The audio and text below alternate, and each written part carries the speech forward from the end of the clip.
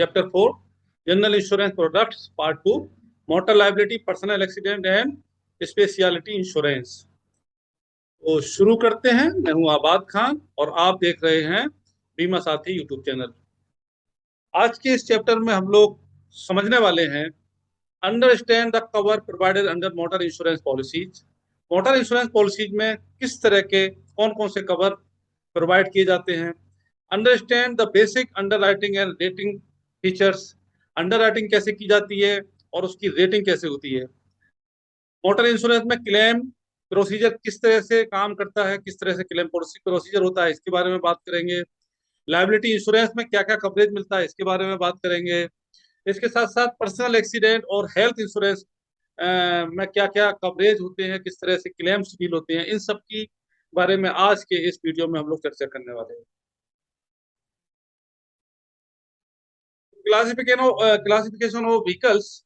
Motor insurance में तीन तरह के व्हीकल्स कंसीडर की जाती हैं: private cars, motorcycle and motor scooters और कॉमर्शियल व्हीकल्स।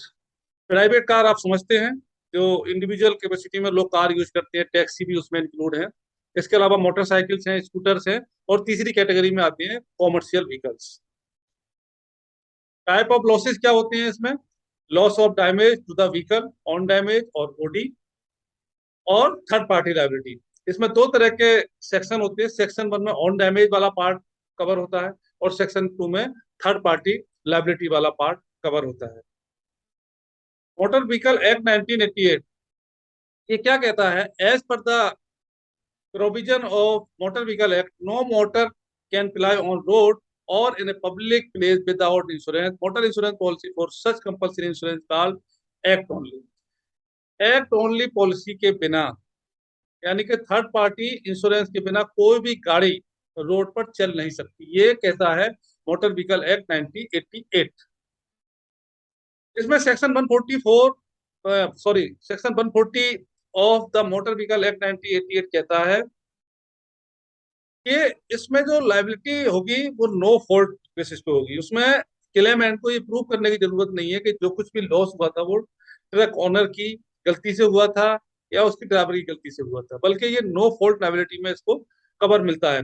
इसमें डेथ में 50,000 और किसी को इंजरी होती है तो 25,000 पे किया जाता है। इसे कहते हैं नो फॉल्ट लाइबिलिटी। फिर सर्टिफिकेट ऑफ इंश्योरेंस, एक पॉलिसी के साथ साथ एक सर्टिफिकेट ऑफ इंश्योरेंस भी इशू किया जाता है, जो आरटीओ को रिक्वायर्ड होता है, पुलिस डिपार्टमेंट को रिक्वायर्ड होता है। उसमें क्या क्या इनबिल्ड होता है, यानी उसमें क्या क्या मेंशन होता है। उसमें रजिस्ट्रेशन नंबर होता है, डिस्क्रिप्शन ऑफ द व्हीकल्स होता है, क्यूबिक कैपेसिटी होती है, कैरिंग कैपेसिटी होती है, make model, year of manufacturing, engine number, chassis number, ये सारी की सारी इंफॉर्मेशन होती है। फिर name and address of the insured होता है, कब से पॉलिसी शुरू हो रही है, कब तक चलेगी, वो सारा का सारा उसमें लिखा होता है। यहाँ यहाँ तक कि टाइम भी लिखा जाता है, उसकी एक्सपायरी डेट क्या होगी ये भी लिखा जाता है, कौन लोग उस गाड़ी को ड्राइव करेंगे ये भी सर्टिफिकेट ऑफ इंश्योरेंस का पार्ट होता है। लिमिटेशन एज टू यूज ये भी लिखा होता है, और एडिशनल रिस्क कोई है तो वो भी उसमें मेंशन किया जाता है। कुछ स्पेशल कंडीशन सब पॉलिसी के साथ इनबिल्ड है तो उसको भी यहाँ पे जगह मिलती है। कवर नोट, कवर नोट किसे कहते हैं? अब कवर्ड नोट अगर पॉलिसी जहाँ पे इशू नहीं हो पा रही है वहां पे insurance company covered note issue कर देती है। ये कवर्ड नोट जो है 15 दिन के लिए वैलिड होता है। लेकिन आज के सिनारियो में, आज के टाइम में मुझे नहीं लगता कि कहीं कवर्ड नोट की जरूरत होती है। सारी की सारी मोटर पॉलिसियां ऑनलाइन इशू हो रही है, तो कवर्ड नोट की अब आज के टाइम पे कोई रिक्वायरमेंट मुझे नजर नहीं आती है। रिन्यूअल नोटिस, रिन्यूअल नोटिस क्या है?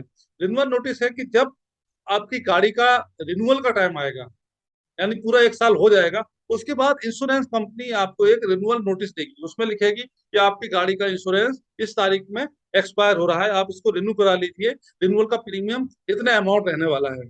राइट, ये कोई फाउंडेशन नहीं है इंश्योरेंस कंपनी की, कोई ये कंपलसरी नहीं है कि इंश्योरेंस कंपनी रिन्यूअल नोटिस भेजेगी ही, बट कोई एक्ट की रिक्वायरमेंट नहीं है कि रिन्यूअल नोटिस जाएगा। But generally insurance company renewal notice भेजती है ताकि उनके जो कस्टमर हैं, ग्राहक हैं, वो उनके साथ जुड़े रहें। फिर आता है टाइप ऑफ पॉलिसी। पॉलिसी कितने तरह की होती है? तो एक्ट ओनली, जैसे थर्ड पार्टी पॉलिसी होती है जो कि एक्ट डिफाइन करता है, यानी कि एक्ट के हिसाब से उतना इंश्योरेंस तो हर व्हीकल के लिए कंपलसरी है, उसके बिना तो आपका चालान हो जाएगा। और उसके बिना तो as per motor vehicle act कोई गाड़ी रोड के ऊपर आ ही नहीं सकती। तो एक्ट ओनली थर्ड पार्टी तो कंपलसरी है। इसके अलावा होता है ऑन डैमेज। ऑन डैमेज बोले तो आपकी गाड़ी में चोरी हो जाए, आपकी गाड़ी में डैमेज हो जाए, कुछ लॉस हो जाए, स्क्रैचेज आ जाए, एक्सीडेंट हो जाए, ये सारे के सारे कवर होते हैं सेक्शन 1 में ऑन डैमेज में। फिर आता है कॉम्प्रिहेंसिव। कॉम्प्रिहेंसिव क्या है कि जिसमें कि एक्ट ओनली है थर्ड पार्टी और ऑन डैमेज दोनों के दोनों पोर्शन इसमें इनबिल्ड होते हैं। सेक्शन 1 में ऑन डैमेज, सेक्शन 2 में लाइबिलिटी इंश्योरेंस। तो ये दोनों के दोनों मोटर इंश्योरेंस का पार्ट होते हैं और कॉम्प्रिहेंसिव पॉलिसी में ये दोनों के दोनों इनबिल्ड होते हैं। फिर इसकी रेटिंग किस तरह से की जाती है, क्योंकि जो जो प्रीमियम है व्हीकल का वो किस तरह से डिजाइन किया जाता है। तो सबसे पहले चीज तो आती है क्यूबिक कैपेसिटी क्या है। फिर आईडीबी, इंश्योर्ड डिक्लेयर वैल्यू। पहले होता था इंश्योर्ड एस्टिमेट वैल्यू, लेकिन अब कॉन्सेप्ट खत्म हो गया है। अब होता है इंश्योर्ड डिक्लेयर वैल्यू। जितनी वैल्यू इंश्योर्ड डिक्लेयर करेगा, अगर इंश्योरेंस कंपनी एक्सेप्ट करती है तो उसी अमाउंट को क्लेम के टाइम पे कंसीडर किया जाएगा। इसमें दो तरह के रेट ये डिफाइन करते हैं।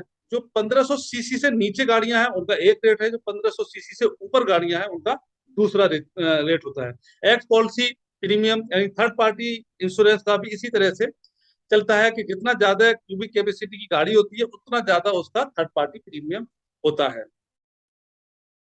फिर आता है इसमें बोनस और मालूस। बोनस क्या है, अगर पूरी साल गाड़ी में क्लेम नहीं होता है तो इंश्योरेंस कंपनी रिवार्ड के तौर पे कुछ प्रीमियम में कंसेशन देती है। जो रिन्यूअल के टाइम पे कंसेशन देती है, छूट देती है। जैसे पहली साल में 20%, दूसरी साल में 25%, इसी तरह से वो बढ़ता रहता है जितनी जितनी साल आप क्लेम इंश्योरेंस कंपनी से नहीं करते हैं। इसके विपरीत कि अगर क्लेम ज्यादा हो जाती है तो कुछ इंश्योरेंस प्रीमियम के ऊपर लोडिंग लगाई जाती है, जिसे मालूस कहते हैं। फिर मोटर क्लेम्स।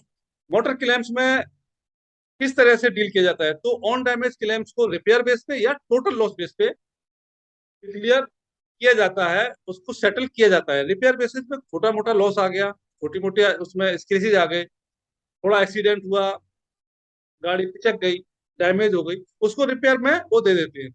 और अगर गाड़ी बहुत ज्यादा डैमेज हो चुकी है, एक्सीडेंट हुआ था, सीवियर एक्सीडेंट हुआ था, तो उसको टोटल लॉस में दे देते हैं। पूरा का पूरा पेमेंट इंश्योर्ड को दे देते हैं और जितना भी साल्वेज बचता है वो इंश्योरेंस कंपनी की प्रॉपर्टी होता है।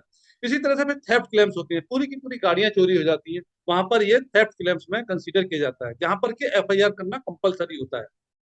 एफआईआर के बिना कोई भी थेफ्ट क्लेम्स पास नहीं किए जा सकते। इसके अलावा होते हैं थर्ड पार्टी क्लेम। अब थर्ड पार्टी क्लेम्स कैसे होते हैं, अगर सपोज कोई गाड़ी एक्सीडेंट हुई तो उसमें जो भी पुलिस कार्रवाई करेगी उसके बाद ये मैटर सुना जाता है मोटर एक्सीडेंट क्लेम ट्रिब्यूनल में। ट्रिब्यूनल में जाके जज साहब इसका फैसला करते हैं कि ये जो मरने वाला है इसको कितना कंपनसेशन देना है, कितना उसको उसकी फैमिली को कंपनसेट करना है।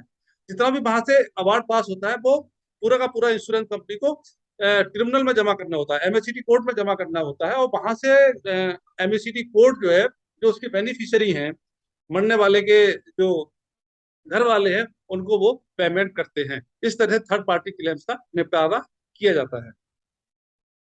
क्लेम डॉक्यूमेंटेशन की बात करते हैं कि इसमें डॉक्यूमेंट क्या क्या लगते हैं, तो survey report, driving licence, registration certificate, fitness permit.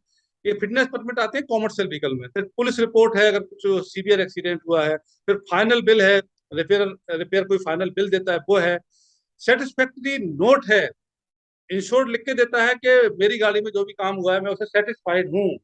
फिर कोई रिसीप्टेड बिल है, कोई बिल आप लेते हैं गैरेज से जहां पर की कैशलेस फैसिलिटी नहीं है, तो वो भी क्लेम डॉक्यूमेंट क्लेम्स के टाइम पे इंश्योरेंस कंपनी मांगती है। थर्ड पार्टी क्लेम्स में क्या क्या इन्फॉर्मेशन और क्या क्या डॉक्यूमेंट्स की रिक्वायर होती है, तो चलाने वाले का ड्राइविंग लाइसेंस यानी ड्राइवर ड्राइवर का driving licence, police report, driver का detail, death certificate, medical certificate अगर इंजरी है, और उसकी मरने वाले की एज, इनकम, और उसके ऊपर डिपेंडेंसी क्या है, यानी कि उस पर डिपेंडेंट्स कितने हैं।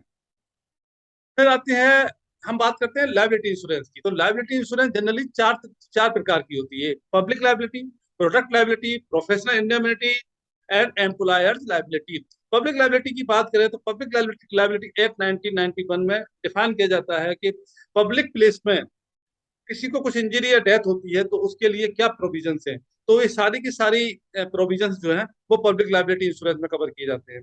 फिर आती है प्रोडक्ट लाइबिलिटी। आप कोई कंपनी है, आप कोई प्रोडक्ट मैन्युफैक्चरर हैं और आप प्रोडक्ट प्रोडक्ट बनाते हैं, उस प्रोडक्ट में कोई डिफेक्ट हो जाता है जिससे ह्यूमन बीइंग को नुकसान होता है, एनवायरनमेंट को नुकसान होता है, उसके ऊपर जो लायबिलिटी क्रिएट होती है, इस रिस्क को कवर करने के लिए होता है प्रोडक्ट लायबिलिटी इंश्योरेंस। फिर होता है प्रोफेशनल इंडेमनिटी। ये क्या है? प्रोफेशनल है, आप डॉक्टर हैं, आप इंजीनियर हैं, आप के कंसल्टेंस या आपको के एक्टिविटी से, सपोज आप डॉक्टर है, आपने कोई गलत ऑपरेशन कर दिया, उसमें उसकी जो या बंदा मर गया या उसको कोई प्रॉब्लम हो गई, उसने आप पे कोर्ट में क्लेम कर दिया, तो वहां पे जो भी कंपनसेशन होगा, जो भी कोर्ट अवार्ड करेगा, ये सारा का सारा आपके भी पे इंश्योरेंस कंपनी पे करेगी। ये सारा का सारा आता है प्रोफेशनल इंडेमनिटी इंश्योरेंस में। फिर आता है employees liability. As a employer आपकी क्या लायबिलिटी है? अगर आप व्यापारी हैं, आप फैक्ट्री के ओनर हैं, तो एज ए ओनर आपकी क्या लायबिलिटी? आपकी लायबिलिटी आपकी वर्कर्स के लिए है कि वर्कर्स को during the course of employment, यानी कि जब वो आपके यहाँ काम कर रहा है, लॉस हो जाता है, उसको इंजरी हो जाती है, उसकी डेथ हो जाती है, तो ये आपकी के ऊपर होता है। ऑल ऑफ सडन एक्सीडेंट की वजह से हो गया, या कोई ऐसा फैक्ट्री है आपकी जिसकी वजह से धीरे धीरे करके उसकी तबीयत खराब होने लगी, वर्कर बीमार पड़ गया, उसमें कुछ उसको लॉस हो गया, कुछ उसको मेडिकल एक्सपेंसेस करना पड़ गया, उसकी डेथ हो गई, ये सारी की सारी चीजें जो कवर होती हैं वो होती है एम्प्लॉयज लायबिलिटी में। और ये जो पॉलिसी है उसको कहते हैं WC पॉलिसी, और इसका नाम चेंज हुआ है, अब कहते हैं इसको employee compensation insurance, employees compensation insurance. तो इसमें लिमिट्स ऑफ इंडेमनिटी क्या होता है? तो इसमें दो तरह की लिमिट डाली जाती है। AOA, एनी वन एक्सीडेंट, यानी कि एक घटना हुई उसमें मैक्सिमम लॉस कितना हो सकता है, और एनी वन ईयर, एक साल में मैक्सिमम लॉस कितना हो सकता है, तो AOA और AOY इसमें डाला जाता है। ये AOA और AOY 1-1, 1-2, 1-3 और 1-4 की रेशियो में चलता है। फॉर एग्जाम्पल, अगर किसी ने AOA 1 करोड़ लिखा रखा है, तो AOY 1 करोड़ हो सकता है, AOY 2 करोड़ हो सकता है, AOY 3 करोड़ हो सकता है, और AOY 4 करोड़ हो सकता है। अब हम बात करेंगे पर्सनल एक्सीडेंट इंश्योरेंस की। पर्सनल एक्सीडेंट इंश्योरेंस में किस तरह से इंश्योरेंस में कंपनसेशन मिलता है उसकी बात करेंगे। अगर इसके नाम पर्सनल एक्सीडेंट पॉलिसी है, उसकी डेथ हो जाती है, तो 100% सम इंश्योर्ड का उसको मिलता है, जितने का उसने बीमा कराया हुआ है उसका 100% उसको दिया जाता है। लॉस ऑफ 2 लिम्स और बोथ आइज और 1 लिम्स एंड 1 आई, एक हाथ चला गया, एक पैर चला गया, या एक आंख चली गई, तो ऐसी कंडीशन में 100%, यानी कि 2 अंग अगर चले गए, दोनों हाथ चले गए तो 100%, दोनों आंखें चलेगी तो 100%, इस तरह से दिया जाता है। कोई एक चला गया, एक आंख गई तो 50%, एक पैर गया तो 50%, इस तरह से इसका कंपनसेशन दिया जाता है। फिर परमानेंट टोटल डिसेबलमेंट हो गया, यानी कि पैरालाइज हो गया, अपंग हो गया आदमी, तो उसको 100% पेमेंट किया जाता है, बेशक उसकी डेथ ना हुई हो। परमानेंट पार्शियल डिसेबलमेंट का एक परसेंटेज है जो कि पॉलिसी डॉक्यूमेंट में दिया होता है। टेम्परेरी टोटल डिसेबलमेंट में वीकली पेमेंट किया जाता है। 1% of the capital some insured, जितने का भी आपने इंश्योरेंस कराया हुआ पर्सनल एक्सीडेंट, उसका 1% जो है ना, वो उसमें दिया जाता है, और वो एवरी वीक दिया जाता है, और मैक्सिमम 100 वीक तक उसको दिया जाता है। फिर आता है हेल्थ इंश्योरेंस। आपको पता है मार्केट में आजकल हेल्थ इंश्योरेंस की बहुत डिमांड है। हेल्थ इंश्योरेंस में आपकी बीमारी का इंश्योरेंस होता है। आप कोई अगर बीमा धारक एक्सीडेंट से घायल हो गया, उसमें इलाज की जरूरत पड़ी, या वैसे ही बीमार हो गया, ये दोनों तरह के रिस्क जो है हेल्थ इंश्योरेंस पॉलिसी में कवर किए जाते हैं। इसके अलावा ओवरसीज मेडिक्लेम पॉलिसीज होती हैं, जो कि लोग ट्रेवल करते हैं वर्ल्ड के अंदर, तो उस वर्ल्ड लेवल पे उनको एक ओवरसीज मेडिक्लेम पॉलिसी प्रोवाइड की जाती है। तो ये था आज का वीडियो। आपको ये वीडियो कैसा लगा ये कमेंट बॉक्स में जरूर लिखिएगा, और हमारी कोशिश है कि जल्दी से जल्दी हम सारे वीडियो अपने यूट्यूब चैनल पर अपलोड कर दें, ताकि आप उनको पढ़कर, इसके अलावा हम कुछ मॉक टेस्ट भी अपनी वेबसाइट पे लेके आएंगे, उन मॉक टेस्ट को आप प्रैक्टिस करके जल्दी से जल्दी इंश्योरेंस इंस्टीट्यूट ऑफ इंडिया के लाइसेंसिएट का जो एग्जामिनेशन है आने वाला है, उसको आप आसानी से क्रैक कर पाए। धन्यवाद। Thank you so much.